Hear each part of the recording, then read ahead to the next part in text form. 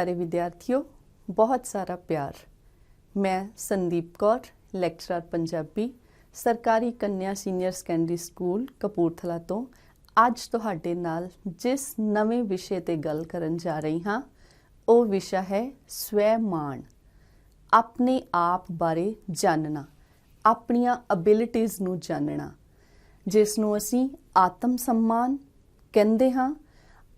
ਇੱਕ ਪਰਸਨ ਆਪਣੇ ਆਪ ਬਾਰੇ ਕਿੰਨਾ ਪੋਜ਼ਿਟਿਵ ਜਾਣਦਾ ਹੈ, ਆਪਣੀ ਕਰੈਕਟਰ ਬਾਰੇ, ਆਪਣੀ ਐਬਿਲਿਟੀਜ਼ ਬਾਰੇ ਅਸੀਂ ਕਿੰਨੇ ਪੋਜ਼ਿਟਿਵ ਤਰੀਕੇ ਨਾਲ ਜਾਣਦੇ ਹਾਂ। ਆਪਣੇ ਆਪ ਬਾਰੇ ਸਾਡੀ ਸੋਚ ਕਿਹੋ ਜਿਹੀ ਹੈ। ਵਿਦਿਆਰਥੀਓ, ਇਹ ਬਹੁਤ ਛੋਟੇ ਸ਼ਬਦ ਨੇ, ਬਹੁਤ ਸਵੈ ਮਾਣ ਜੋੜ ਕੇ ਦੇਖਦੇ ਹਾਂ ਤੇ ਸਾਨੂੰ ਛੋਟਾ ਵਿਸ਼ਾ ਲੱਗਦਾ ਹੈ, ਪਰ ਇੰਨਾ ਵੱਡਾ ਹੈ ਕਿ ਦੇਖਿਆ ਜਾਵੇ ਤੇ ਸਾਡੀ ਸਾਰੀ ਜ਼ਿੰਦਗੀ ਸਾਡੇ ਆਪਣੇ ਸਵੈ ਮਾਣ ਤੇ ਨਿਰਭਰ ਕਰਦੀ ਹੈ। ਅਸੀਂ ਆਪਣੇ ਆਪ ਨੂੰ ਜਾਣਦੇ ਤਾਂ ਹਾਂ, ਪਰ ਕਈ ਸਾਡੀਆਂ ਇਹੋ ਜਿਹੇ ਗੁਣ ਹੁੰਦੇ ਨੇ ਜਿਨ੍ਹਾਂ ਤੋਂ ਅਸੀਂ ਅਪਿੰਨ ਰਹਿੰਦੇ ਹਾਂ। ਹਮੇਸ਼ਾ ਐਵੇਂ ਲੱਗਦਾ ਰਹਿੰਦਾ ਹੈ ਦੂਸਰੇ ਦਾ ਇਹ ਗੁਣ ਚੰਗਾ ਹੈ, ਉਹ ਬਹੁਤ ਵਧੀਆ ਖੇਡ ਸਕਦਾ ਹੈ, ਉਹਦੇ ਇਹ ਗੁਣ ਨੇ, ਪਰ ਆਪਣਾ ਪਤਾ ਹੀ ਨਹੀਂ ਹੁੰਦਾ ਕਿ ਸਾਡੇ ਵਿੱਚ ਵੀ ਕਿਹੜੇ ਚੰਗੇ ਗੁਣ ਨੇ। ਸਵੈ-ਮਾਣ ਵਿਸ਼ੇ ਵਿੱਚ ਅੱਜ ਅਸੀਂ ਇਸੇ ਬਾਰੇ ਗੱਲ ਕਰਾਂਗੇ ਕਿ ਸਾਡੇ ਕੋਲ ਵੀ ਕੀ ਪੋਜ਼ਿਟਿਵ ਐਬਿਲਿਟੀਜ਼ ਹਨ, ਇਹਨਾਂ ਨੂੰ ਅਸੀਂ ਕਿਵੇਂ ਵਰਤ ਸਕਦੇ ਹਾਂ, ਕੀ ਇਹਨਾਂ ਦਾ ਫਾਇਦਾ ਹੈ, ਕੀ ਇਹਨਾਂ ਬਾਰੇ ਜਾਣੂ ਹੋਣਾ ਜ਼ਰੂਰੀ ਹੈ ਜਾਂ ਨਹੀਂ। ਪਰ ਜਿਵੇਂ ਮੈਂ ਗੱਲ ਕੀਤੀ ਕਿ ਇਹ ਵਿਸ਼ਾ ਸਾਡੀ ਜ਼ਿੰਦਗੀ ਨਾਲ ਜ਼ਰੂਰ ਜੁੜਿਆ ਹੋਇਆ ਹੈ, ਨਹੀਂ ਤਾਂ ਸਵਾਲ ਹੀ ਪੈਦਾ ਨਹੀਂ ਹੁੰਦਾ। ਜਿੰਨੀ ਛੋਟੀ ਉਮਰ ਤੇ, ਜਿੰਨੇ ਛੋਟੇ ਪੱਧਰ ਤੇ ਅਸੀਂ ਇਹ ਦੇਖ ਲੈਂਦੇ ਹਾਂ ਕਿ ਸਾਡੇ ਸਵੈ-ਮਾਣ ਦਾ ਪੱਧਰ ਕੀ ਹੈ, ਉਨਾ ਹੀ ਅਸੀਂ ਜ਼ਿੰਦਗੀ ਵਿੱਚ ਜ਼ਿਆਦਾ ਸਕਸੈਸਫੁਲ ਹੁੰਦੇ ਹਾਂ। ਇਸ ਨੂੰ ਸ਼ਾਇਦ ਇਸੇ ਕਰਕੇ ਹੀ ਸਵਾਗਤ ਜ਼ਿੰਦਗੀ ਕਿਤਾਬ ਦੇ ਵਿੱਚ ਪਾਠਕ੍ਰਮ ਵਜੋਂ ਸ਼ਾਮਿਲ ਕੀਤਾ ਹੋਇਆ ਹੈ। ਇਹ ਵਿਸ਼ਾ ਜਿੱਥੇ ਸਾਨੂੰ ਸਮਾਜਿਕ ਕਦਰਾਂ ਕੀਮਤਾਂ ਤੇ ਸਿਖਾਉਂਦਾ ਹੈ, ਆਪੇ ਪ੍ਰਤੀ ਸਾਡੀ ਸੋਚ ਨੂੰ ਉਸਾਰੂ ਬਣਾਉਣਾ, ਆਪਣੀ ਸੋਚ ਨੂੰ ਸਕਾਰਾਤਮਕ ਬਣਾਉਣਾ ਵੀ ਇਸੇ ਵਿਸ਼ੇ ਦਾ ਇੱਕ ਹਿੱਸਾ ਹੈ। ਤੁਹਾਡੀ ਜਿਸ ਕਲਾਸ ਨਾਲ ਤੁਸੀਂ ਬਿਲੋਂਗ ਕਰਦੇ ਹੋ ਵਿਦਿਆਰਥੀਓ, 11ਵੀਂ ਤੇ 12ਵੀਂ ਇਹ ਤੁਹਾਡੀ ਜ਼ਿੰਦਗੀ ਦੇ ਮੇਨ ਟਰਨਿੰਗ ਪੁਆਇੰਟਸ ਨੇ। ਸ਼ਖਸੀਅਤ ਦਾ ਵਿਕਾਸ ਬਹੁਤ ਛੋਟੀ ਉਮਰ ਤੋਂ ਚਾਹੇ ਸਟਾਰਟ ਹੋ ਜਾਂਦਾ ਹੈ, ਪਰ ਕਈ ਪੱਖ ਇਹੋ ਜਿਹੇ ਨੇ ਜਿਹੜੇ ਤੁਹਾਨੂੰ ਜ਼ਿੰਦਗੀ ਦੇ ਇੱਥੇ ਆ ਕੇ ਲੈਣੇ ਪੈਣਗੇ। ਛੋਟੀ ਉਮਰ ਦੇ ਵਿੱਚ ਕੀਤੀਆਂ ਸਾਡੀਆਂ ਛੋਟੀਆਂ ਗੱਲਾਂ, ਸਾਡੀਆਂ ਛੋਟੀਆਂ ਹਰਕਤਾਂ ਸ਼ਾਇਦ ਇੰਨਾ ਫਰਕ ਨਹੀਂ ਪੈਂਦਾ, ਪਰ ਜਿਸ ਪੱਖ ਤੇ ਤੁਸੀਂ ਖੜੇ ਹੋ, ਉਮਰ ਦੇ ਜਿਸ ਦੌਰ ਤੇ ਤੁਸੀਂ ਹੋ, ਉੱਥੇ ਤੁਹਾਡਾ ਆਪਣੀ ਐਬਿਲਿਟੀਜ਼ ਨੂੰ ਜਾਣਨਾ, ਆਪਣੇ ਗੁਣਾਂ ਨੂੰ ਜਾਣਨਾ ਬਹੁਤ ਜ਼ਰੂਰੀ ਹੈ। ਦੇਖਿਆ ਜਾਵੇ ਤੇ ਸਾਡੇ ਆਪਣੇ ਆਪ ਨੂੰ ਜਾਣਨ ਵਿੱਚ, ਪਹਿਚਾਨਣ ਵਿੱਚ ਸਾਡਾ ਸਾਥ ਅਧਿਆਪਕ ਬਹੁਤ ਵਧੀਆ ਤਰੀਕੇ ਨਾਲ ਦੇ ਸਕਦਾ ਹੈ, ਸਾਡੇ ਮਾਤਾ ਪਿਤਾ ਬਹੁਤ ਵਧੀਆ ਤਰੀਕੇ ਨਾਲ ਦੇ ਸਕਦੇ ਨੇ, ਪਰ ਸਭ ਤੋਂ ਜ਼ਿਆਦਾ ਇਸ ਗੱਲ ਦਾ ਫਰਕ ਪੈਂਦਾ ਹੈ ਕਿ ਸਾਡੀ ਆਪਣੇ ਆਪ ਪ੍ਰਤੀ ਸੋਚ ਕੀ ਹੈ। ਜਦੋਂ ਤੱਕ ਸਾਡੀ ਸੋਚ ਆਪਣੇ ਆਪ ਪ੍ਰਤੀ ਪੋਜ਼ਿਟਿਵ ਨਹੀਂ ਹੋਏਗੀ, ਆਪਣੇ ਆਪ ਨੂੰ ਅਸੀਂ ਇਸ ਕਾਬਿਲ ਨਹੀਂ ਦੇਖਦੇ, ਉਦੋਂ ਤੱਕ ਬਾਹਰਲੇ ਲੋਕ ਸਿਰਫ ਸਾਨੂੰ ਐਨਕਰੇਜ ਕਰ ਸਕਦੇ ਨੇ। ਜ਼ਿੰਦਗੀ ਹਰ ਕਿਸੇ ਨੂੰ ਮੌਕਾ ਦਿੰਦੀ ਹੈ ਨਵੇਂ ਕੰਮਾਂ ਵਿੱਚ ਵਿਚਰਨ ਦਾ, ਪਰ ਇਹਨਾਂ ਮੌਕਿਆਂ ਦਾ ਫਾਇਦਾ ਸਿਰਫ ਉਹੀ ਲੋਕ ਉਠਾ ਸਕਦੇ ਨੇ ਜਿਹੜੇ ਸੱਚਮੁੱਚ ਸਵੈ-ਮਾਣ ਨਾਲ ਭਰਪੂਰ ਹੁੰਦੇ ਨੇ। ਬੱਚਿਓ, ਇਹਦੇ ਬਾਰੇ ਆਪਾਂ ਗੱਲ ਕਰਦੇ ਕਰਦੇ ਅੱਜ ਵਾਲੇ ਇਸ ਟੌਪਿਕ ਦੇ ਵਿੱਚ ਵੱਡਾ ਟੌਪਿਕ ਹੈ, ਵਾਸਟ ਟੌਪਿਕ ਹੈ, ਪਰ ਅੱਜ ਆਪਾਂ ਇਸ ਬਾਰੇ ਗੱਲ ਕਰਾਂਗੇ ਕਿ ਸਵੈ-ਮਾਣ ਹੈ ਕੀ, ਸਾਡੀ ਜ਼ਿੰਦਗੀ ਵਿੱਚ ਕਿੰਨਾ ਕੁ ਮਹੱਤਵਪੂਰਨ ਹੈ, ਕੀ ਇਸ ਦੇ ਬਾਰੇ ਸਾਨੂੰ ਜਾਣਨਾ ਚਾਹੀਦਾ ਹੈ ਜਾਂ ਨਹੀਂ। ਮੈਂ ਤੁਹਾਨੂੰ ਵੱਖ-ਵੱਖ ਕਿਰਿਆਵਾਂ ਕਰਵਾਉਂਗੀ ਜਿਸ ਦੇ ਵਿੱਚ ਤੁਸੀਂ ਵੀ ਮੇਰੇ ਨਾਲ ਆਪਣੀਆਂ ਕਾਪੀ ਪੈਨ ਲੈ ਕੇ ਬੈਠੋਗੇ। ਤੁਸੀਂ ਅੱਜ ਆਪਾਂ ਇਸੇ ਕਲਾਸ ਦੇ ਵਿੱਚ ਇਹ ਵਿਸ਼ਲੇਸ਼ਣ ਵੀ ਕਰਾਂਗੇ, ਐਨਾਲਾਈਜ਼ ਵੀ ਕਰਾਂਗੇ। ਮੈਂ ਤੁਹਾਨੂੰ ਵੱਖ-ਵੱਖ ਤਰੀਕੇ ਦੱਸੂਗੀ ਕਿ ਸੱਚਮੁੱਚ ਅਸੀਂ ਕਿੱਥੇ ਖੜੇ ਹਾਂ, ਮੇਰੇ ਵਿੱਚ ਕਿਹੜੇ ਗੁਣ ਹਨ, ਮੇਰੇ ਵਿੱਚ ਕਿਹੜੇ ਔਗੁਣ ਹਨ ਤੇ ਕੀ ਮੈਂ ਇਹਨਾਂ ਨੂੰ ਦੂਰ ਕਰ ਸਕਦੀ ਹਾਂ। ਇਸ ਤੋਂ ਬਾਅਦ ਮੈਂ, ਕਿਉਂਕਿ ਤੁਹਾਡੇ ਤੋਂ ਵੱਡੀ ਹਾਂ, ਮੈਂ ਇਸ ਦੌਰ ਵਿੱਚੋਂ ਨਿਕਲ ਚੁੱਕੀ ਹਾਂ, ਬਹੁਤ ਬੱਚਿਆਂ ਨਾਲ ਵਾਹ ਪੈਂਦਾ ਏ, ਤੇ ਮੈਂ ਤੁਹਾਨੂੰ ਕੁਝ ਸੁਝਾਅ ਦੱਸੂਗੀ ਤੁਸੀਂ ਕਿਵੇਂ ਆਪਣੇ ਸਵੈ-ਮਾਣ ਨੂੰ ਉੱਚਾ ਕਰ ਸਕਦੇ ਹੋ। ਬੇਟਾ ਜਿਹੜੇ ਬੱਚੇ ਸਵੈ ਮਾਣ ਨਾਲ ਭਰਪੂਰ ਨੇ, ਜਿਨ੍ਹਾਂ ਦੇ ਵਿੱਚ ਇਹ ਆਤਮ ਸਨਮਾਨ ਦਾ ਭਾਵ ਜ਼ਿਆਦਾ ਹੈ, ਹਾਈ ਲੈਵਲ ਦਾ ਹੈ, ਉਹਨਾਂ ਵਾਸਤੇ ਛੋਟੇ-ਛੋਟੇ ਕੰਮ ਕਰਨੇ ਜ਼ਿਆਦਾ ਸੌਖੇ ਹੋ ਜਾਂਦੇ ਨੇ। ਪਰ ਘੱਟ ਆਤਮ ਸਨਮਾਨ ਵਾਲੇ ਬੱਚੇ ਅਟਕੇ ਰਹਿ ਜਾਂਦੇ ਨੇ ਤੇ ਉਹਨਾਂ ਚੀਜ਼ਾਂ ਨੂੰ ਉਸ ਤਰੀਕੇ ਦੇ ਨਾਲ ਨਹੀਂ ਕਰ ਸਕਦੇ। ਮੈਂ ਪਹਿਲਾਂ ਵੀ ਗੱਲ ਕੀਤੀ ਸੀ ਕਿ ਫਰਕ ਇਸ ਗੱਲ ਦਾ ਪੈਂਦਾ ਏ, ਸਾਡੀ ਸੋਚ, ਪਰਸਨਲ ਸੋਚ ਇਸ ਗੱਲ ਬਾਰੇ ਕੀ ਰੱਖਦੀ ਹੈ ਕਿ ਮੈਂ ਕਿੱਥੇ ਖੜਾ ਹਾਂ ਜਾਂ ਮੈਂ ਕਿੱਥੇ ਖੜੀ ਹਾਂ। ਇਹਦੇ ਨਾਲ ਸੰਬੰਧਿਤ ਮੈਂ ਤੁਹਾਨੂੰ ਇੱਕ ਛੋਟੀ ਕਹਾਣੀ ਵੀ ਸੁਣਾਉਂਦੀ ਹਾਂ। ਉਸ ਤੋਂ ਬਾਅਦ ਆਪਾਂ ਅੱਗੇ ਚੱਲਾਂਗੇ, ਕਿਰਿਆਵਾਂ ਕਰਾਂਗੇ। ਸਵੈ ਮਾਣ ਨਾਲ ਸੰਬੰਧਿਤ ਤੁਹਾਨੂੰ ਇੱਕ ਕਹਾਣੀ ਸੁਣਾਉਂਦੀ ਹਾਂ। ਇਹਦੇ ਵਿੱਚ ਇੱਕ ਆਦਮੀ ਰੇਲਵੇ ਸਟੇਸ਼ਨ ਤੇ ਪੈਨ ਵੇਚ ਰਿਹਾ ਸੀ। ਕੋਲੋਂ ਦੀ ਇੱਕ ਵੱਡਾ ਬਿਜ਼ਨਸਮੈਨ ਲੰਘਿਆ। ਉਹਨੂੰ ਪੈਨ ਦੀ ਜ਼ਰੂਰਤ ਨਹੀਂ ਸੀ, ਪਰ ਉਹਨੂੰ ਉਹਦੀ ਹਾਲਤ ਦੇਖ ਕੇ ਇਹ ਲੱਗਾ ਕਿ ਇਸ ਨੂੰ ਪੈਨ ਵੇਚਣ ਤੋਂ ਜ਼ਿਆਦਾ ਪੈਸੇ ਦੀ ਲੋੜ ਹੈ। ਉਸਨੇ ਉਸਦੇ ਕਟੋਰੇ ਵਿੱਚ 20 ਰੁਪਏ ਪਾਏ ਤੇ ਅੱਗੇ ਵੱਧ ਗਿਆ। ਟ੍ਰੇਨ ਵਿੱਚ ਅਜੇ ਚੱਲੀ ਨਹੀਂ ਸੀ ਤੇ ਉਸ ਵਪਾਰੀ ਨੂੰ ਇਹ ਖਿਆਲ ਆਇਆ ਕਿ ਮੈਂ ਪੈਸੇ ਦੇ ਆਇਆ ਹਾਂ, ਪਰ ਮੈਂ ਪੈਨ ਨਹੀਂ ਲੈ ਕੇ ਆਇਆ। ਦੁਬਾਰਾ ਟ੍ਰੇਨ ਵਿੱਚੋਂ ਉਤਰਿਆ ਤੇ ਉਸ ਦੇ ਕੋਲੋਂ ਜਾ ਕੇ ਪੈਨ ਲਏ ਤੇ ਨਾਲੇ ਉਸਨੂੰ ਇਹ ਗੱਲ ਕਹੀ ਕਿ ਮੈਂ ਵੀ ਇੱਕ ਵਪਾਰੀ ਹਾਂ, ਤੁਸੀਂ ਵੀ ਇੱਕ ਵਪਾਰੀ ਹੋ, ਮੈਂ ਪੈਨ ਲੈਣਾ ਭੁੱਲ ਗਿਆ ਸੀ, ਇਸ ਲਈ ਮੈਂ ਪੈਸਿਆਂ ਦੇ ਆਪਣੇ ਪੈਨ ਵਾਪਸ ਲੈਣ ਆਇਆ ਹਾਂ। ਇਹ ਕਹਿ ਕੇ ਉਹ ਟ੍ਰੇਨ ਵਿੱਚ ਜਾ ਕੇ ਬੈਠ ਗਿਆ ਤੇ ਆਪਣੀ ਮੰਜ਼ਿਲ ਵੱਲ ਚਲਾ ਗਿਆ। ਫਿਰ ਬਹੁਤ ਥੋੜੇ ਸਾਲਾਂ ਬਾਅਦ, ਸਾਲ 2 ਸਾਲ ਬਾਅਦ ਇੱਕ ਪਾਰਟੀ ਸੀ ਜਿਸ ਦੇ ਵਿੱਚ ਉਹੀ ਵੱਡਾ ਵਪਾਰੀ, ਉਸਨੇ ਦੇਖਿਆ ਕਿ ਇੱਕ ਹੋਰ ਵਪਾਰੀਆਂ ਦੇ ਨਾਲ ਇੱਕ ਨਵਾਂ ਆਦਮੀ ਉਸ ਵੱਲ ਚੱਲਿਆ ਆ ਰਿਹਾ ਸੀ ਤੇ ਉਸਨੇ ਆ ਕੇ ਜਾਣ ਪਛਾਣ ਕਰਵਾਈ ਤੇ ਦੱਸਿਆ ਕਿ ਮੈਂ ਉਹੀ ਆਦਮੀ ਹਾਂ ਜਿਸ ਨੂੰ ਤੁਸੀਂ ਰੇਲਵੇ ਸਟੇਸ਼ਨ ਤੇ ਪੈਸੇ ਦੇ ਕੇ ਪੈਨ ਪਹਿਲੋਂ ਤੁਸੀਂ ਛੱਡ ਗਏ ਸੀ, ਉਹ ਤੁਸੀਂ ਵਾਪਸ ਲੈਣ ਆਏ ਸੀ। ਵਪਾਰੀ ਨੂੰ ਬੜੀ ਹੈਰਾਨੀ ਹੋਈ ਕਿ ਇੱਕ ਪੈਨ ਵੇਚਣ ਵਾਲਾ ਅੱਜ ਇੱਥੇ ਵੱਡੇ ਵਪਾਰੀਆਂ ਦੀ ਪਾਰਟੀ ਵਿੱਚ ਕੀ ਕਰ ਰਿਹਾ ਹੈ। ਉਸਨੇ ਦੱਸਿਆ ਕਿ ਤੁਹਾਡਾ ਕਿਆ ਹੋਇਆ ਇਹ ਸ਼ਬਦ ਕਿ ਤੂੰ ਵੀ ਇੱਕ ਵਪਾਰੀ ਹੈ ਤੇ ਮੈਂ ਵੀ ਇੱਕ ਵਪਾਰੀ ਹਾਂ, ਮੈਨੂੰ ਇਹ ਗੱਲ ਸੋਚਣ ਲਈ ਮਜਬੂਰ ਕੀਤਾ। ਮੈਂ ਸੋਚਿਆ ਦੈਟ ਮੀਨਸ ਕਿ ਮੇਰਾ ਤੇ ਤੁਹਾਡਾ ਦਰਜਾ ਸੇਮ ਹੈ, ਤੁਸੀਂ ਵੀ ਚੀਜ਼ਾਂ ਦਿੰਦੇ ਹੋ ਤੇ ਉਹਦੇ ਬਦਲੇ ਪੈਸੇ ਦਾ ਲੈਣ ਦੇਣ ਕਰਦੇ ਹੋ, ਵਪਾਰ ਮੇਰਾ ਵੀ ਇਹੀ ਹੈ ਤੇ ਮੈਂ ਕਿਉਂ ਕਿਸੇ ਦੀ ਰਹਿਮੋ ਕਰਮ ਤੇ ਬੈਠਦਾ ਹਾਂ।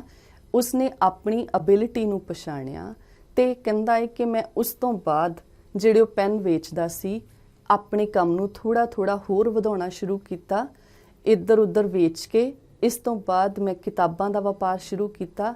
ਉਸ ਵਪਾਰ ਦੇ ਵਿੱਚ ਮੈਨੂੰ ਸਫਲਤਾ ਮਿਲੀ ਤੇ ਇਸ ਪਾਰਟੀ ਤੱਕ ਲਿਆਉਣ ਵਾਲੇ ਅੱਜ ਇੱਥੇ ਮੈਨੂੰ ਤੁਹਾਡੇ ਸ਼ਬਦ ਨੇ। ਕੀ ਸਮਝੇ ਤੁਸੀਂ ਇਸ ਕਹਾਣੀ ਤੋਂ? ਇਸ ਕਹਾਣੀ ਨੇ ਇਹ ਦੱਸਿਆ ਕਿ ਉਸ ਦੇ ਅੰਦਰ ਜੋ ਸੜਕ ਤੇ ਭਿਖਾਰੀ ਸੀ, ਜੋ ਸੜਕ ਤੇ ਪੈਨ ਵੇਚ ਰਿਹਾ ਸੀ, ਉਸ ਦੇ ਵਿੱਚ ਵਪਾਰ ਕਰਨ ਦਾ ਜਜ਼ਬਾ ਸੀ। ਉਸ ਦੇ ਕੋਲ ਇਹ ਗੁਣ ਸੀ, ਪਰ ਇਹ ਗੁਣ ਸ਼ਾਇਦ ਉਸਨੂੰ ਆਪ ਵੀ ਨਹੀਂ ਸੀ ਪਤਾ। ਉਸ ਦੇ ਇਹਨਾਂ ਗੁਣਾਂ ਨੂੰ ਉਭਾਰਿਆ ਕਿਸੇ ਹੋਰ ਦੂਜੇ ਨੇ। ਜਦੋਂ ਉਹਨੂੰ ਇਸ ਗੱਲ ਦਾ ਅਹਿਸਾਸ ਹੋਇਆ ਕਿ ਮੇਰੇ ਵਿੱਚ ਵੀ ਉਹੋ ਜਿਹੀ ਹੀ ਤਾਕਤ ਹੈ, ਉਹੋ ਜਿਹੀ ਹੀ ਹਿੰਮਤ ਹੈ, ਤਾਂ ਉਸਨੇ ਵੀ ਉਹ ਦਰਜਾ ਹਾਸਿਲ ਕਰ ਲਿਆ ਜਿਸ ਤੋਂ ਕਦੇ ਉਹ ਮੰਗਿਆ ਕਰਦਾ ਸੀ। ਚੰਗੀ ਲੱਗੀ ਕਹਾਣੀ? ਇਹਦੇ ਨਾਲ ਸੰਬੰਧਿਤ ਰਾਜੇ ਅੱਜ ਮੈਂ ਤੁਹਾਡੇ ਨਾਲ ਗੱਲ ਕਰਦੀ ਹਾਂ। ਫਿਰ ਮੈਨੂੰ ਇਹ ਦੱਸਣਾ ਬਾਰ-ਬਾਰ ਤੁਹਾਨੂੰ ਇਹ ਗੱਲ ਵਾਸਤੇ ਰਿਅਲਾਈਜ਼ ਕਰਾਉਣਾ ਪੈ ਰਿਹਾ ਹੈ, ਇਹ ਬਹੁਤ ਮਹੱਤਵਪੂਰਨ ਤੱਤ ਹੈ ਸਾਡੀ ਪਰਸਨੈਲਿਟੀ ਦਾ, ਸਾਡੀ ਸ਼ਖਸੀਅਤ ਦਾ। ਜੇ ਅਸੀਂ ਆਪਣੇ ਆਪ ਨੂੰ ਇੱਕ ਲੈਵਲ ਤੱਕ ਨਹੀਂ ਰੱਖਦੇ, ਆਪਣਾ ਆਤਮ ਸਨਮਾਨ ਅਸੀਂ ਬਚਾ ਕੇ ਨਹੀਂ ਰੱਖਦੇ, ਆਪਣੇ ਗੁਣਾਂ ਦੀ ਪਛਾਣ ਅਸੀਂ ਨਹੀਂ ਕਰਦੇ ਤੇ ਕਿਸੇ ਦੂਸਰੇ ਦੇ ਕੋਲੋਂ ਅਸੀਂ ਇਹ ਉਮੀਦ ਕਰੀਏ ਕਿ ਉਹ ਸਾਨੂੰ ਚੱਕ ਕੇ ਅੱਗੇ ਲੈ ਕੇ ਆਵੇ, ਇਹ ਸੰਭਵ ਨਹੀਂ ਹੋ ਸਕਦਾ। ਇਸ ਵਾਸਤੇ ਸਭ ਤੋਂ ਪਹਿਲਾਂ ਸਾਨੂੰ ਆਪਣੇ ਗੁਣਾਂ ਨੂੰ ਆਪ ਪਛਾਣਨਾ ਪਏਗਾ। ਇਹਦੇ ਨਾਲ ਸੰਬੰਧਿਤ ਮੈਂ ਤੁਹਾਡੇ ਨਾਲ ਗੱਲ ਕੀਤੀ ਸੀ ਕਿ ਆਪਾਂ ਇਹਦੇ ਵਿੱਚ ਵੱਖ-ਵੱਖ ਕਿਰਿਆਵਾਂ ਕਰਾਂਗੇ। ਪਹਿਲੀ ਕਿਰਿਆ ਵਾਸਤੇ ਕਰਦੇ ਹਾਂ ਚਲੋ ਮੈਂ ਤੁਹਾਨੂੰ ਪਹਿਲੋਂ ਹੀ ਸੱਦਾ ਦਿੱਤਾ ਸੀ ਕਿ ਤੁਸੀਂ ਆਪਣੀ ਕਾਪੀ ਤੇ ਆਪਣਾ ਪੈਨ ਆਪਣੇ ਕੋਲ ਰੱਖੋ। ਮੈਂ ਤੁਹਾਨੂੰ ਥੋੜੇ ਪ੍ਰਸ਼ਨ ਦੱਸਦੀ ਹਾਂ, ਤੁਸੀਂ ਇਮਾਨਦਾਰੀ ਦੇ ਨਾਲ ਇਸ ਹਰ ਪ੍ਰਸ਼ਨ ਦਾ ਉੱਤਰ ਲਿਖੋਗੇ ਆਪਣੀ ਕਾਪੀ ਤੇ। ਇਸ ਤੋਂ ਬਾਅਦ ਤੁਸੀਂ ਆਪਣਾ ਵਿਸ਼ਲੇਸ਼ਣ ਕਰਿਓ। ਮੈਂ ਤੁਹਾਨੂੰ ਪਹਿਲਾ ਦੱਸਦੀ ਹਾਂ ਕੁਐਸਚਨ, ਇਹੋ ਜਿਹਾ ਕਿਹੜਾ ਕੰਮ ਹੈ, ਇਹ ਵਾਲੀ ਕਿਰਿਆ ਤੁਸੀਂ ਮੇਰੇ ਨਾਲ ਕਰਨੀ ਹੈ। ਇਹੋ ਜਿਹਾ ਕਿਹੜਾ ਕੰਮ ਹੈ ਜਦੋਂ ਤੁਸੀਂ ਕਰਦੇ ਹੋ ਤਾਂ ਤੁਹਾਡੇ ਮਾਤਾ ਪਿਤਾ ਬਹੁਤ ਖੁਸ਼ ਹੁੰਦੇ ਨੇ। ਅੱਗੇ ਜਗ੍ਹਾ ਖਾਲੀ ਛੱਡੋ ਤੇ ਆਪਣੇ ਆਪ ਇਸ ਗੱਲ ਦਾ ਉੱਤਰ ਲਿਖੋ। ਉਹ ਕਿਹੜੀ ਇਹੋ ਜਿਹੀ ਗੱਲ ਹੈ ਜਦੋਂ, ਉਹ ਕਿਹੜਾ ਇਹੋ ਜਿਹਾ ਕੰਮ ਹੈ ਜਦੋਂ ਤੁਸੀਂ ਕਰਦੇ ਹੋ ਤੇ ਤੁਹਾਡੇ ਮਾਤਾ ਪਿਤਾ ਬਹੁਤ ਖੁਸ਼ ਹੁੰਦੇ ਹਨ। ਦੂਸਰਾ ਪੱਖ ਲੈਂਦੇ ਹਾਂ, ਦੂਸਰਾ ਪ੍ਰਸ਼ਨ ਲਿਖੋ, ਤੁਹਾਡੇ ਦੋਸਤ ਮਿੱਤਰ ਤੁਹਾਡੀ ਕਿਹੜੀ ਗੱਲ ਨੂੰ ਸਭ ਤੋਂ ਜ਼ਿਆਦਾ ਪਸੰਦ ਕਰਦੇ ਨੇ। ਜਦੋਂ ਤੁਸੀਂ ਇਹਦਾ ਉੱਤਰ ਦੇਖੋਗੇ ਤੁਹਾਨੂੰ ਆਪਣੇ ਆਪ ਹੀ ਸੋਚ ਚੱਲੇਗੀ, ਆਪਣੇ ਆਪ ਹੀ ਤੁਸੀਂ ਸੋਚਣਾ ਸ਼ੁਰੂ ਕਰੋਗੇ। ਪ੍ਰਸ਼ਨ ਰਿਪੀਟ ਕਰ ਰਹੀ ਹਾਂ, ਉਹ ਕਿਹੜੀ ਇਹੋ ਜਿਹੀ ਗੱਲ ਹੈ ਜੋ ਤੁਹਾਡੇ ਦੋਸਤ ਮਿੱਤਰ ਸਹੇਲੀਆਂ ਤੁਹਾਡੀ ਸਭ ਤੋਂ ਵੱਧ ਪਸੰਦ ਕਰਦੇ ਨੇ। ਤੀਸਰਾ ਇਹ ਹੈ, ਆਪਣੇ ਆਪ ਵਿੱਚ ਉਹ ਕਿਹੜਾ ਇਹੋ ਜਿਹਾ ਕੰਮ ਹੈ ਜਿਹੜਾ ਕਰਕੇ ਤੁਹਾਨੂੰ ਸਭ ਤੋਂ ਵੱਧ ਖੁਸ਼ੀ ਹੁੰਦੀ ਹੈ। ਉਹ ਕਿਹੜਾ ਇਹੋ ਜਿਹਾ ਕੰਮ ਹੈ ਜੋ ਕਰਕੇ ਤੁਹਾਨੂੰ ਸਭ ਤੋਂ ਵੱਧ ਖੁਸ਼ੀ ਹੁੰਦੀ ਹੈ। ਹੁਣੇ ਤੁਸੀਂ ਆਪਣੀ ਕਾਪੀ ਦੇ ਉੱਪਰ ਇਹਨਾਂ ਤਿੰਨਾਂ ਪ੍ਰਸ਼ਨ ਦੇ ਉੱਤਰ ਲਿਖੋ। ਮਾਤਾ ਪਿਤਾ ਨੂੰ ਕਿਸ ਗੱਲ ਵਿੱਚ ਖੁਸ਼ੀ ਮਿਲਦੀ ਹੈ, ਤੁਹਾਡੇ ਦੋਸਤਾਂ ਨੂੰ ਤੁਹਾਡੇ ਵਿੱਚ ਕਿਹੜੀ ਗੱਲ ਸਭ ਤੋਂ ਵੱਧ ਪਸੰਦ ਹੈ, ਇਹੋ ਜਿਹਾ ਕਿਹੜਾ ਗੁਣ ਹੈ ਜਿਹੜਾ ਜਦੋਂ ਤੁਸੀਂ ਕਰਦੇ ਹੋ ਤੇ ਤੁਹਾਨੂੰ ਆਪਣੇ ਆਪ ਤੇ ਮਾਣ ਮਹਿਸੂਸ ਹੁੰਦਾ ਹੈ ਜਾਂ ਤੁਸੀਂ ਆਪਣੇ ਆਪ ਦੇ ਵਿੱਚ ਬਹੁਤ ਚੰਗਾ ਮਹਿਸੂਸ ਕਰਦੇ ਹੋ। ਲਗਾਓ 5 ਮਿੰਟ ਤੇ ਤੁਸੀਂ ਹੁਣੇ ਇਸ ਗੱਲ ਦਾ ਆਨਸਰ ਦਿਓ। ਮੇਰੇ ਖਿਆਲ ਦੇ ਨਾਲ ਜਿਹੜੀ ਆਪਣੀ ਐਬਿਲਿਟੀ ਹੈ, ਜਿਹੜਾ ਗੁਣ ਹੈ, ਉਸ ਦੇ ਵਾਸਤੇ ਜ਼ਿਆਦਾ ਸੋਚਣਾ ਨਹੀਂ ਪਏਗਾ। ਤੁਹਾਡਾ ਇਮੀਡੀਏਟਲੀ ਧਿਆਨ ਜਾਏਗਾ, ਇੱਕਦਮ ਧਿਆਨ ਜਾਏਗਾ ਕਿ ਤੁਹਾਡੇ ਮਾਤਾ ਪਿਤਾ ਨੂੰ ਕਿਹੜੀ ਗੱਲ ਦੀ ਖੁਸ਼ੀ ਮਿਲਦੀ ਹੈ, ਤੁਹਾਡੇ ਦੋਸਤ ਮਿੱਤਰ ਅਕਸਰ ਤੁਹਾਡੀ ਕਿਸ ਗੱਲ ਤੋਂ ਤਾਰੀਫ ਕਰਦੇ ਨੇ। ਆਪਣੇ ਆਪ ਦਾ ਤਾਂ ਪਤਾ ਹੀ ਹੈ ਕਿ ਮੈਨੂੰ ਇਹ ਕੰਮ ਕਰਕੇ ਬਹੁਤ ਚੰਗਾ ਲੱਗਦਾ ਹੈ। ਤੁਸੀਂ ਇਹਨਾਂ ਤਿੰਨਾਂ ਦੇ ਉੱਤਰ ਲਿਖੋ ਤੇ ਤੁਹਾਨੂੰ ਇਹਦੇ ਵਿੱਚ ਆਪਣੀ ਇੱਕ ਪੋਜ਼ਿਟਿਵ ਆਪਣੇ ਗੁਣ ਦਾ ਪਤਾ ਚੱਲੇਗਾ। ਹੁਣ ਆਪਾਂ ਕਰਾਂਗੇ ਦੂਜੀ ਕਿਰਿਆ। ਪਿਆਰੇ ਵਿਦਿਆਰਥੀਓ, ਇਹ ਤੁਹਾਡੀ ਆਪਸ ਦੇ ਵਿੱਚ ਦੋਸਤਾਂ ਦੇ ਨਾਲ ਕੀਤੀ ਹੋਈ ਕਿਰਿਆ ਹੈ। ਇਹਦੇ ਵਿੱਚ ਅਧਿਆਪਕ ਦਾ ਰੋਲ ਨਹੀਂ ਰਹੇਗਾ। ਇਹ ਤੁਸੀਂ ਆਪਣਾ ਵਿਸ਼ਲੇਸ਼ਣ ਆਪਣੇ ਦੋਸਤਾਂ ਦੇ ਨਾਲ ਕਰਨਾ ਹੈ। ਜਿਵੇਂ ਹੁਣ ਪੈਸ ਟੈਸਟ ਵਾਸਤੇ ਜਾਂ ਕਲਾਸ ਦੀ ਹੋਰ ਐਕਟੀਵਿਟੀਜ਼ ਵਾਸਤੇ ਦੇਖਦੇ ਹਾਂ ਕਿ ਬਡੀ ਗਰੁੱਪਸ ਬਣੇ ਹੋਏ ਨੇ। ਬਡੀ ਮੀਨਸ ਸਾਥੀ, ਮੇਰਾ ਪੜ੍ਹਾਈ ਦਾ ਸਾਥੀ। ਉਹਦੇ ਨਾਲ ਇਹ ਵੀ ਪੜ੍ਹਾਈ ਦਾ ਇੱਕ ਵਿਸ਼ਾ ਹੋਣ ਦਾ ਕਰਕੇ ਹੀ ਇਹ ਐਨਾਲਾਈਜ਼ ਤੁਸੀਂ ਆਪਣੇ ਬਡੀ ਗਰੁੱਪ ਵਿੱਚ ਕਰ ਸਕਦੇ ਹੋ। ਤੁਸੀਂ ਜਿੰਨੇ ਵੀ ਇੱਕ ਗਰੁੱਪ ਦੇ ਵਿੱਚ ਮੈਂਬਰ 6 ਜਾਂ 7 ਜਾਂ 8 ਜਿੰਨੇ ਵੀ ਮੈਂਬਰ ਹੋ, ਆਪਣੇ ਕੋਲ ਇੱਕ ਪੇਜ ਲਵੋ ਤੇ ਆਪਣੇ ਗਰੁੱਪ ਦੇ ਉਹਨਾਂ 7 ਜਾਂ 8 ਜਿੰਨੇ ਵੀ ਮੈਂਬਰਸ ਨੇ ਨੰਬਰ ਸੀਰੀਅਲ ਵਾਈਜ਼ ਕਰਕੇ ਹਰ ਵਿਦਿਆਰਥੀ ਦਾ ਤੁਹਾਨੂੰ ਕਿਹੜਾ ਗੁਣ ਚੰਗਾ ਲੱਗਦਾ ਹੈ। ਕਿਸੇ ਵਿਦਿਆਰਥੀ ਵਿੱਚ ਕੋਈ ਗੁਣ ਹੋ ਸਕਦਾ ਹੈ, ਉਹ ਗਾਉਂਦੀ ਬਹੁਤ ਵਧੀਆ ਹੈ, ਵਿਦਿਆਰਥੀ ਦਾ ਨਾਮ ਉਹ ਫੁੱਟਬਾਲ ਬਹੁਤ ਵਧੀਆ ਖੇਡਦੀ ਜਾਂ ਖੇਡਦਾ ਹੈ। ਜੋ ਵੀ ਤੁਸੀਂ ਆਪਣੇ ਨਾਲ ਦੇ ਦੋਸਤ ਦਾ ਜਾਂ ਸਹੇਲੀ ਦਾ ਚੰਗਾ ਪੱਖ ਦੇਖਦੇ ਹੋ, ਉਹਦੀ ਸ਼ਖਸੀਅਤ ਦਾ ਕਿਹੜਾ ਇਹੋ ਜਿਹਾ ਪੱਖ ਹੈ ਜਿਹੜਾ ਤੁਹਾਨੂੰ ਬਹੁਤ ਸਕਾਰਾਤਮਕ ਤੇ ਬਹੁਤ ਚੰਗਾ ਲੱਗਦਾ ਹੈ। ਤੁਸੀਂ ਬਿਨਾਂ ਕਿਸੇ ਚੀਟਿੰਗ ਦੇ ਇਹ ਲਿਖਣਾ ਹੈ ਤੇ ਉਸ ਤੋਂ ਬਾਅਦ ਇਹ ਸਾਰੇ ਪੇਜ ਤੁਸੀਂ ਆਪਣੇ ਗਰੁੱਪ ਦੇ ਵਿੱਚ ਸ਼ੇਅਰ ਕਰ ਸਕਦੇ ਹੋ। ਦੇਖਿਆ ਜਾਏਗਾ ਕਿ ਹਰ ਵਿਦਿਆਰਥੀ ਦੇ ਵਿੱਚ ਕਿਹੜਾ ਗੁਣ ਪੋਜ਼ਿਟਿਵ ਹੈ। ਇਵੇਂ ਹੁੰਦਾ ਹੈ ਕਿ ਕਲਾਸ ਦੇ ਵਿੱਚ ਕੁਝ ਵਿਦਿਆਰਥੀ ਤਾਂ ਬਹੁਤ ਅੱਗੇ ਰਹਿੰਦੇ ਨੇ, ਹਮੇਸ਼ਾ ਹੀ ਹਰ ਕੰਮ ਵਿੱਚ ਸ਼ਾਇ ਰਹਿੰਦੇ ਨੇ।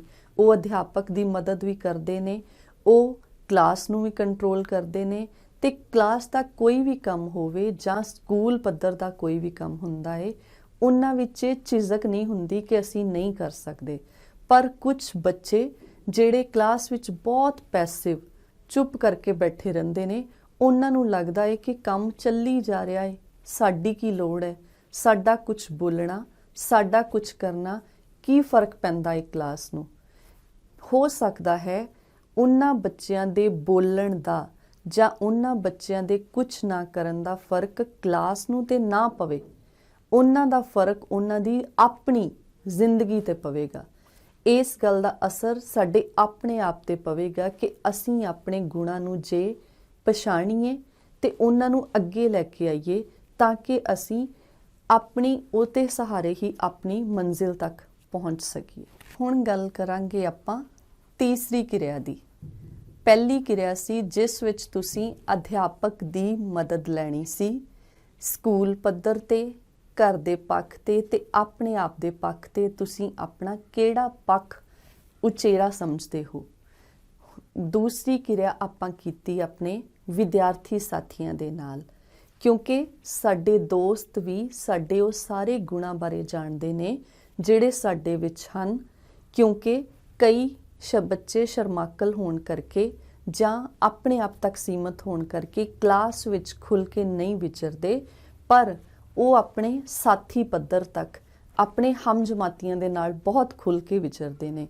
ਹਰ ਤਰ੍ਹਾਂ ਦੇ ਇਨਸਾਨ ਨੇ, ਉਹ ਆਪਣੇ ਵਿਚਾਰਾਂ ਵਾਲੇ ਬੱਚੇ ਲੈ ਕੇ ਉਹਨਾਂ ਦੇ ਨਾਲ ਜਿਵੇਂ ਸਾਰਾ ਦਿਨ ਬਿਤਾਉਂਦੇ ਨੇ, ਤੇ ਉਸ ਤਾਂ ਹੀ ਵੱਡੀ ਗਰੁੱਪ ਦੇ ਵਿੱਚ ਅਸੀਂ ਉਹਨਾਂ ਦੇ ਗੁਣਾਂ ਬਾਰੇ ਗੱਲ ਜਾਣ ਸਕੇ। ਤੀਸਰੀ ਕਿਰਿਆ ਕਰਾਂਗੇ ਅਸੀਂ ਆਪਣੇ ਆਪ ਬਾਰੇ। ਅਧਿਆਪਕ ਨੇ ਸਾਡਾ ਐਨਾਲਿਸਿਸ ਕੀਤਾ, ਸਾਡੇ ਸਾਥੀਆਂ ਨੇ ਸਾਡਾ ਐਨਾਲਿਸਿਸ ਕੀਤਾ।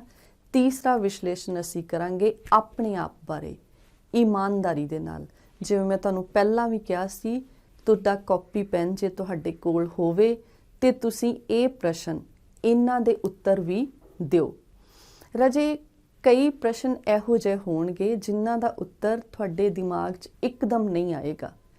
ਤੁਹਾਨੂੰ ਖੁਦ ਵੀ ਨਹੀਂ ਪਤਾ ਹੋਵੇਗਾ ਕਿ ਮੈਂ ਇਹ ਕਰ ਸਕਦਾ ਹਾਂ ਜਾਂ ਕਰ ਸਕਦੀ ਹਾਂ ਕਿ ਨਹੀਂ ਕਰ ਸਕਦੀ।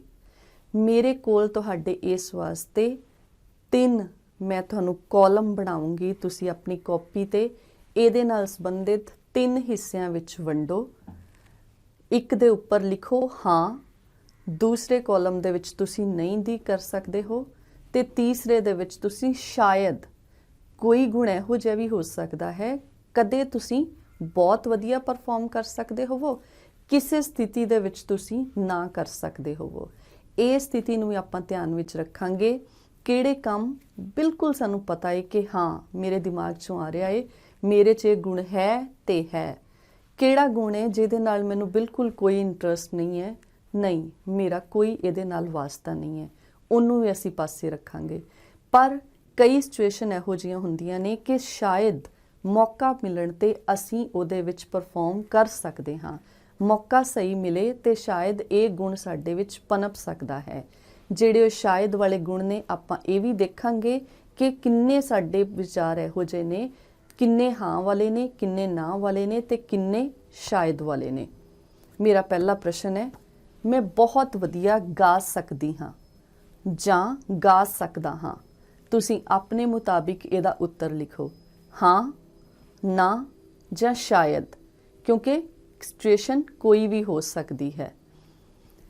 ਦੂਸਰਾ ਪ੍ਰਸ਼ਨ, ਮੈਂ ਜ਼ਿੰਦਗੀ ਵਿੱਚ ਜੋ ਨਿਸ਼ਾਨਾ, ਜੋ ਗੋਲ ਮੈਂ ਮਿੱਥਿਆ ਹੈ ਉਹਦੇ ਤੱਕ ਜ਼ਰੂਰ ਪਹੁੰਚਾਂਗੀ ਜਾਂ ਪਹੁੰਚਾਂਗਾ। ਇਹਨੂੰ ਬੇਟਾ ਤੁਸੀਂ ਆਪਣੇ ਮੁਤਾਬਿਕ ਪ੍ਰਸ਼ਨ ਨੂੰ ਕਰ ਸਕਦੇ ਹੋ। ਮੈਂ ਜ਼ਿੰਦਗੀ 'ਚ ਆਪਣੇ ਨਿਸ਼ਾਨੇ ਤੱਕ ਜ਼ਰੂਰ ਪਹੁੰਚਾਂਗੀ। ਇਹ ਵੀ ਆਪਣਾ ਵਿਸ਼ਲੇਸ਼ਣ ਹੈ ਕਿ ਆਪਣੀ ਕਈ ਸੋਚ ਨੂੰ ਮੈਂ ਕਿੱਥੋਂ ਕੁ ਤੱਕ ਉਹਦੇ ਵਾਸਤੇ ਕੀ ਕੀ ਕੰਮ ਕਰ ਸਕਦੀ ਹਾਂ। ਮੈਂ ਜੇ ਨਿਸ਼ਾਨੇ ਤੇ ਪਹੁੰਚਣਾ ਹੈ ਤੇ ਪਹੁੰਚਣਾ ਹੈ, ਕਿਹੋ ਜਿਹੀ ਡਿਟਰਮੀਨੇਸ਼ਨ ਹੈ ਸਾਡੀ, ਇਹ ਵੀ ਅਸੀਂ ਇੱਥੋਂ ਇਹ ਪਤਾ ਲਗਾਵਾਂਗੇ। ਤੀਸਰਾ ਪ੍ਰਸ਼ਨ, ਮੈਨੂੰ ਲੱਗਦਾ ਏ ਕਿ ਮੇਰੀ ਸ਼ਕਲ ਬਹੁਤ ਸੋਹਣੀ ਹੈ।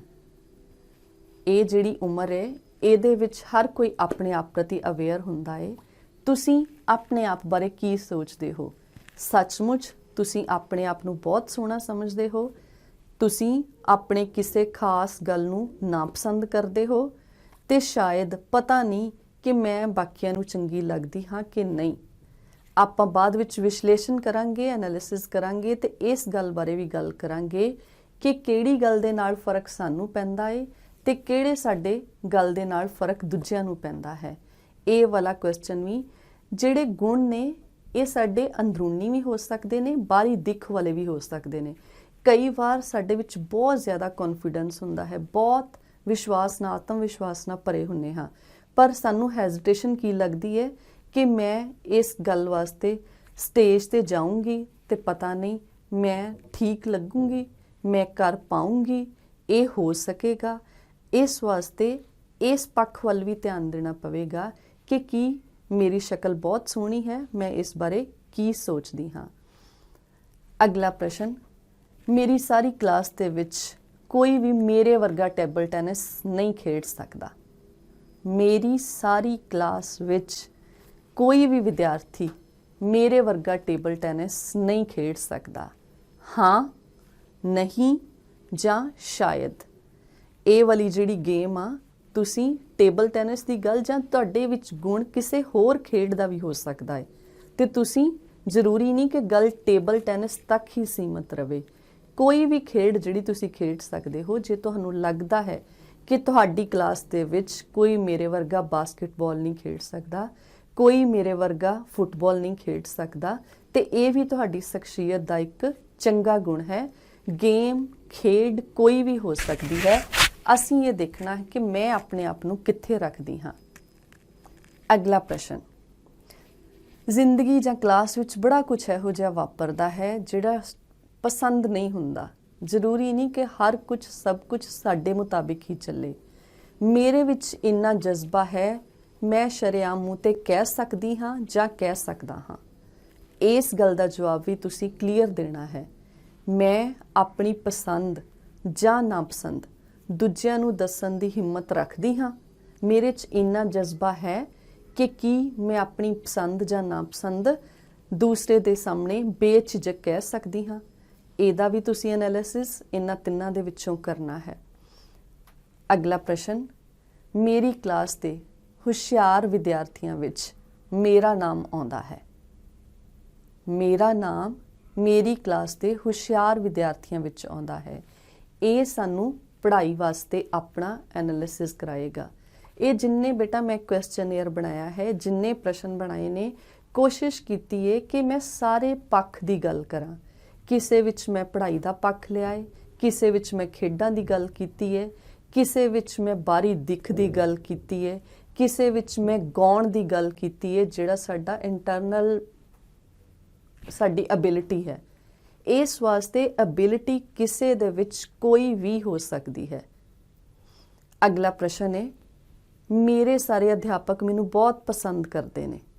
ਕੀ ਸੋਚਦੇ ਹੋ ਤੁਸੀਂ ਇਸ ਬਾਰੇ?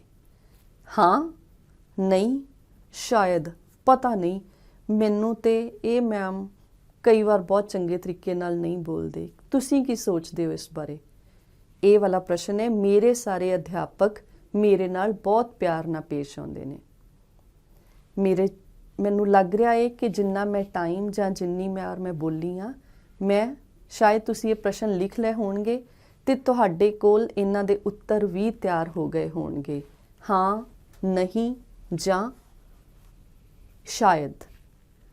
ਹੁਣ ਮੇਰੇ ਸਾਹਮਣੇ ਹੀ ਬੈਠੇ ਬੈਠੇ ਤੁਸੀਂ ਇਸ ਗੱਲ ਦਾ ਵਿਸ਼ਲੇਸ਼ਣ ਕਰੋ ਕਿ ਤੁਹਾਡੇ ਕੋਲ ਕਿੰਨੇ ਉੱਤਰ ਇਹੋ ਜਿਹੇ ਨੇ ਜਿਨ੍ਹਾਂ ਦਾ ਜਵਾਬ ਬਿਲਕੁਲ ਹਾਂ ਹੈ, ਕਿੰਨੇ ਉੱਤਰ ਇਹੋ ਜਿਹੇ ਨੇ ਜਿਨ੍ਹਾਂ ਦਾ ਜਵਾਬ ਬਿਲਕੁਲ ਨਾ ਹੈ, ਤੇ ਕਿੰਨੇ ਉੱਤਰ ਇਹੋ ਜਿਹੇ ਨੇ ਜਿਨ੍ਹਾਂ ਦਾ ਉੱਤਰ ਸ਼ਾਇਦ ਹੈ। ਇਹ ਤਿੰਨੋਂ ਹੀ ਜਵਾਬ ਤੁਹਾਨੂੰ ਤੁਹਾਡੀ ਸ਼ਖਸੀਅਤ ਬਾਰੇ ਜਾਣੂ ਕਰਵਾਉਣਗੇ। ਜੇ ਤੁਹਾਡਾ ਹਾਂ ਪੱਖ ਬਹੁਤ ਜ਼ਿਆਦਾ ਹੈ, ਇਸ ਦਾ ਮਤਲਬ ਹੈ ਕਿ ਤੁਹਾਡਾ ਸਵੈ-ਮਾਣ ਹਾਈ ਲੈਵਲ ਦਾ ਹੈ। ਜੇ ਤੁਹਾਡੇ ਪ੍ਰਸ਼ਨਾਂ ਦੇ ਉੱਤਰ ਜ਼ਿਆਦਾ ਗਿਣਤੀ ਵਿੱਚ ਨਾ ਵਾਲੇ ਨੇ ਤੇ ਤੁਸੀਂ ਲੋ ਸੈਲਫ ਐਸਟੀਮ ਨੂੰ ਬਿਲੋਂਗ ਕਰਦੇ ਹੋ। ਤੇ ਜੇ ਤੁਸੀਂ ਸ਼ਾਇਦ ਵਾਲੀ ਸਿਚੁਏਸ਼ਨ ਦੇ ਵਿੱਚ ਹੋ ਤੇ ਇਹ ਹੋਰ ਜ਼ਿਆਦਾ ਔਖਾ ਕੰਮ ਹੈ, ਕਿਉਂਕਿ ਤੁਸੀਂ ਆਪਣੇ ਆਪ ਨੂੰ ਸਮਝ ਹੀ ਨਹੀਂ ਪਾ ਰਹੇ। ਤੁਸੀਂ ਆਪਣੇ ਗੁਣਾਂ ਦੀ ਗੱਲ ਤਾਂ ਕੀ ਕਰਨੀ ਹੈ, ਤੁਸੀਂ ਅਜੇ ਇਸ ਸਟੇਜ ਵਿੱਚ ਹੋ ਕਿ ਮੈਨੂੰ ਪਤਾ ਹੀ ਨਹੀਂ। ਇਸ ਵਾਸਤੇ ਸ਼ਾਇਦ ਵਾਲੀ ਨੰਬਰ ਮੇਰੇ ਹਿਸਾਬ ਦੇ ਨਾਲ ਉਮਰ ਦੇ ਇਸ ਫੇਜ਼ ਤੇ ਬਹੁਤ ਘੱਟ ਹੋਣੇ ਚਾਹੀਦੇ ਨੇ। ਤੁਹਾਡਾ ਉੱਤਰ ਹਾਂ ਜਾਂ ਨਾ ਪੱਖ ਵਿੱਚ ਹੋਵੇ ਤੇ ਜ਼ਿਆਦਾ ਵਧੀਆ ਹੈ। ਦੂਸਰੀ ਗੱਲ ਕਰਾਂਗੇ ਨਾ ਪੱਖ ਵਾਲੀ, ਕਿਉਂਕਿ ਸਾਡਾ ਅੱਜ ਦਾ ਜਿਹੜਾ ਲੈਕਚਰ ਹੈ ਇਸ ਦਾ ਮੁੱਖ ਮਕਸਦ ਨਾ ਪੱਖ ਤੋਂ ਕੱਢ ਕੇ ਹਾਂ ਪੱਖ ਵੱਲ ਲਿਜਾਣਾ ਹੈ। ਪਰ ਸਭ ਤੋਂ ਪਹਿਲਾਂ ਸਾਡਾ ਇਹ ਹੈ ਕਿ ਅਸੀਂ ਸ਼ਾਇਦ ਵਾਲੀ ਸਿਚੁਏਸ਼ਨ ਵਿੱਚੋਂ ਬਚ ਕੇ ਪਹਿਲੋਂ ਅਸੀਂ ਇੱਧਰ ਵਾਲੀ ਸਟੇਜ ਵਿੱਚ ਆਈਏ। ਹਾਂਜੀ ਰਾਜੇ, ਕੀ ਦੇਖਿਆ ਇਹਨਾਂ ਕਿਰਿਆਵਾਂ ਤੋਂ, ਕੀ ਸਿੱਖਿਆ? ਇਹਨਾਂ ਕਿਰਿਆਵਾਂ ਦੇ ਨਾਲ ਆਪਾਂ ਕੋਸ਼ਿਸ਼ ਕੀਤੀ ਕਿ ਕਾਫੀ ਹੱਦ ਤੱਕ ਤੁਸੀਂ ਆਪਣੇ ਆਪ ਬਾਰੇ ਜਾਣੂ ਹੋ ਗਏ ਹੋਵੋਗੇ। ਜੇ ਤੁਸੀਂ ਹੁਣੇ ਨਾਲ ਇਹ ਸਭ ਕੁਝ ਨਹੀਂ ਕੀਤਾ, ਕਾਪੀ ਪੈਨ ਲੈ ਕੇ, ਤੇ ਤੁਸੀਂ ਬਾਅਦ ਵਿੱਚ ਵੀ ਇਹ ਕਰਿਓ। ਆਰਾਮ ਦੇ ਨਾਲ ਇਹ ਵਿਸ਼ਲੇਸ਼ਣ ਤੁਹਾਡੇ ਆਪਣੇ ਵਾਸਤੇ, ਤੁਹਾਡੀ ਆਉਣ ਵਾਲੀ ਜ਼ਿੰਦਗੀ ਵਾਸਤੇ ਬਹੁਤ ਫਾਇਦੇਮੰਦ ਰਹੇਗਾ।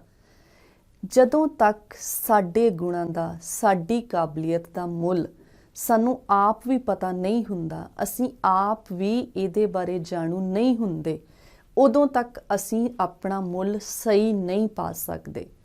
ਅਸੀਂ ਨਿਸ਼ਾਨੇ ਤੋਂ ਖੁੰਝ ਸਕਦੇ ਹਾਂ, ਨਿਸ਼ਾਨੇ ਤੋਂ ਇੱਕ ਵਾਰ ਗਵਾਚ ਗਏ ਤੇ ਮੰਜ਼ਿਲ ਤੱਕ ਪਹੁੰਚਣ ਦਾ ਸਵਾਲ ਹੀ ਪੈਦਾ ਨਹੀਂ ਹੁੰਦਾ।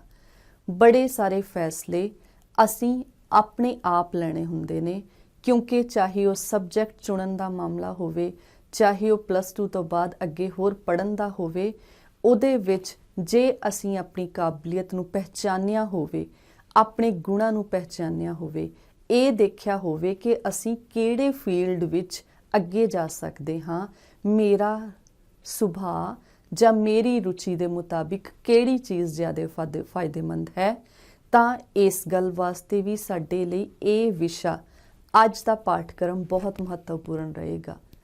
ਵਿਦਿਆਰਥੀਓ, ਮੈਂ ਆਪਣੀ ਪਹਿਲੀ ਗੱਲ ਨੂੰ ਜੇ ਸਮ ਅਪ ਕਰਦਿਆਂ ਜਾਵਾਂ ਤੇ ਮੈਨੂੰ ਲੱਗਦਾ ਹੈ ਕਿ ਸ਼ਖਸੀਅਤ ਦੇ ਬਾਕੀ ਹੋਰ ਜਿੱਥੇ ਇੰਨੇ ਪੱਖ ਨੇ, ਉਹਦੇ ਵਿੱਚ ਸਵੈ ਮਾਣ ਕੋਈ ਛੋਟਾ ਵਿਸ਼ਾ ਨਹੀਂ, ਬਹੁਤ ਇਲੈਬੋਰੇਟਿਡ ਫਾਰਮ ਦੇ ਵਿੱਚ ਹੈ। ਸਿਰਫ ਇਸ ਉਮਰ ਦੇ ਵਿੱਚ ਹੀ ਨਹੀਂ, ਸਾਰੀ ਉਮਰ ਜਦੋਂ ਤੱਕ ਵੀ ਅਸੀਂ ਚੱਲਦੇ ਹਾਂ, ਉਦੋਂ ਤੱਕ ਸਾਡਾ ਸਵੈ ਮਾਣ ਸਾਨੂੰ ਹਰ ਤਰੀਕੇ ਸਾਡੇ ਤੋਂ ਪਹਿਲੋਂ ਅੱਗੇ ਖੜਾ ਹੁੰਦਾ ਹੈ। ਪਿਆਰੇ ਵਿਦਿਆਰਥੀਓ, ਇਹ ਜਿਹੜਾ ਗੁਣ ਹੈ ਇਹ ਕੋਈ ਛੋਟਾ ਗੁਣ ਨਹੀਂ ਹੈ। ਮੈਂ ਬਾਰ-ਬਾਰ ਇਸ ਗੱਲ ਵੱਲ ਆ ਰਹੀ ਹਾਂ। ਇਹ ਸਿਰਫ ਸਕੂਲ ਪੱਧਰ ਤੱਕ ਜਾਂ 11ਵੀਂ 12ਵੀਂ ਪੱਧਰ ਤੱਕ ਹੀ ਸਾਡਾ ਸਾਥ ਨਹੀਂ ਦਿੰਦਾ। ਸਾਰੀ ਜ਼ਿੰਦਗੀ ਅਸੀਂ ਜਿਵੇਂ ਵਿਚਰਦੇ ਹਾਂ, ਸਾਡਾ ਸਵੈ ਮਾਣ ਹੀ ਸਾਡੇ ਨਾਲ ਚੱਲਦਾ ਹੈ। ਭਾਵੇਂ ਉਹ ਕਿਸੇ ਰਿਸ਼ਤਿਆਂ ਦੇ ਵਿੱਚ ਹੋਵੇ, ਚਾਹੇ ਉਹ ਅਸੀਂ ਕਲਾਸ ਦੇ ਵਿੱਚ ਹੋਈਏ, ਚਾਹੇ ਅਸੀਂ ਆਪਣੇ ਕਿੱਤੇ ਦੇ ਵਿੱਚ ਹੋਈਏ, ਆਪਣੇ ਆਪ ਬਾਰੇ ਸਾਡਾ ਸੋਚ, ਸਾਡੀ ਵਰਥ ਕਿੰਨੀ ਹੈ, ਉਹ ਅਸੀਂ ਇਹ ਵੀ ਦੇਖਣਾ ਹੈ ਕਿ ਜੇ ਅਸੀਂ ਹਰ ਕੰਮ ਦੇ ਵਿੱਚ ਆਪਣੇ ਆਪ ਨੂੰ ਜ਼ਿਆਦਾ ਮਾਹਿਰ ਸਮਝਦੇ ਹਾਂ ਤੇ ਕਈ ਵਾਰ ਇਸ ਗੱਲ ਦੇ ਨੁਕਸਾਨ ਵੀ ਹੋ ਸਕਦੇ ਨੇ। ਇਸ ਵਾਸਤੇ ਜ਼ਿੰਦਗੀ ਦੇ ਵਿੱਚ ਚੱਲਣ ਵਾਸਤੇ ਸਾਡੀ ਸ਼ਖਸੀਅਤ ਦਾ ਸੰਤੁਲਿਤ ਹੋਣਾ, ਸੰਤੁਲਨ ਬਣਾਈ ਰੱਖਣਾ ਬਹੁਤ ਜ਼ਰੂਰੀ ਹੈ। ਨਾ ਹੀ ਸਾਡਾ ਆਤਮ ਵਿਸ਼ਵਾਸ ਇੰਨਾ ਜ਼ਿਆਦਾ ਹੋ ਜਾਵੇ ਕਿ ਅਸੀਂ ਦੂਸਰੇ ਕਿਸੇ ਨੂੰ ਕੁਝ ਸਮਝੀਏ ਹੀ ਨਾ, ਤੇ ਨਾ ਹੀ ਅਸੀਂ ਆਪਣਾ ਤੇ ਆਪਣੀਆਂ ਯੋਗਤਾਵਾਂ ਦਾ ਮੁੱਲ ਪਵਾਉਣ ਤੋਂ ਹੀ ਵਾਂਝੇ ਰਹਿ ਜਾਈਏ। ਇਸ ਗੱਲ ਤੇ ਫਰਕ ਨਹੀਂ ਪੈਂਦਾ ਕਿ ਦੂਸਰਾ ਸਾਡੇ ਬਾਰੇ ਕੀ ਸੋਚਦਾ ਹੈ, ਫਰਕ ਇਸ ਗੱਲ ਦਾ ਪੈਂਦਾ ਹੈ ਕਿ ਅਸੀਂ ਆਪਣੇ ਆਪ ਬਾਰੇ ਕੀ ਸੋਚਦੇ ਹਾਂ, ਅਸੀਂ ਆਪਣੇ ਆਪ ਨੂੰ ਕਿੱਥੇ ਰੱਖਦੇ ਹਾਂ। ਇਹ ਕਿਤਾਬ, ਇਹ ਪਾਠ, ਨਵੇਂ ਸਬਕ ਤੁਹਾਨੂੰ ਨਵੀਂ ਦੁਨੀਆ ਵਿੱਚ ਲੈ ਜਾਣਗੇ। ਜਿਹੜੀ ਸ਼ਖਸੀਅਤ ਦੇ ਪੱਖ ਹੁਣ ਤੱਕ ਅਣਗੌਲੇ ਰਹੇ ਨੇ, ਉਹਨਾਂ ਵੱਲ ਵੀ ਧਿਆਨ ਦੇਣ ਦੀ ਲੋੜ ਮਹਿਸੂਸ ਹੋਣ ਕਰਕੇ ਇਹਨਾਂ ਨੂੰ ਪਾਠਕ੍ਰਮ ਵਿੱਚ ਸ਼ਾਮਿਲ ਕੀਤਾ ਹੈ। ਮੈਨੂੰ ਆਸ ਹੈ ਕਿ ਅੱਜ ਵਾਲੇ ਸਾਰੇ ਲੈਸਨ ਦੇ ਵਿੱਚ ਤੁਸੀਂ ਧਿਆਨ ਨਾਲ ਸੁਣਿਆ ਹੋਵੇਗਾ। ਤੁਹਾਨੂੰ ਇਹਦੇ ਨਾਲ ਸੰਬੰਧਿਤ ਕਿਰਿਆ ਕਰਕੇ ਆਪਣੇ ਆਪ ਬਾਰੇ ਵੀ ਪਤਾ ਲੱਗਾ ਹੋਵੇਗਾ। ਇਹ ਸਾਰਾ ਕੁਝ ਕਰਨ ਦੇ ਨਾਲ ਮੈਨੂੰ ਲੱਗਦਾ ਹੈ ਕਿ ਸਵੈ ਮਾਣ ਵਾਲਾ ਜਿਹੜਾ ਪੱਖ ਹੈ, ਇਸ ਨੂੰ ਉੱਚਾ ਉਠਾਉਣ ਦੇ ਵਿੱਚ ਤੁਸੀਂ ਵੀ ਆਪਣੀ ਕੋਸ਼ਿਸ਼ ਕਰੋਗੇ। ਮੇਰੀ ਦਿਲੋਂ ਦੁਆਵਾਂ ਨੇ ਤੁਹਾਡੇ ਵਾਸਤੇ, ਤੁਹਾਡੇ ਚੰਗੇ ਭਵਿੱਖ ਵਾਸਤੇ। ਬਹੁਤ ਸਾਰਾ ਪਿਆਰ। ਧੰਨਵਾਦ।